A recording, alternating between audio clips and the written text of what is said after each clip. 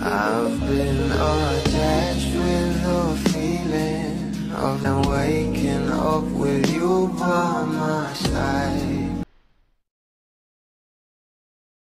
Sobra nga talagang ikinatuwa itong post ng ating Bel Mariano na kung saan ay meron nga itong caption na ako favorite ni Mama na sinagot nga ito ni Papa P ng we. At dahil nga rin dyan guys, ito nga si JK ay hindi nga rin nagpatalo at nai-repost nga rin ang post ng ating Bel at meron naman itong nakakaption na ako kasi.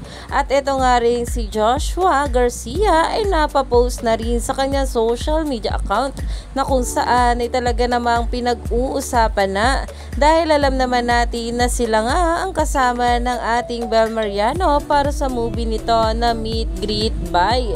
At ayon nga guys sa mga bula, pasensya na bunso, pero mukhang si Joshua talaga favorite base sa wall pictures. Pero wag ka mag-alala kasi halatang ikaw favorite ni Kuya Joshua. Hindi bumanter sa story mo eh.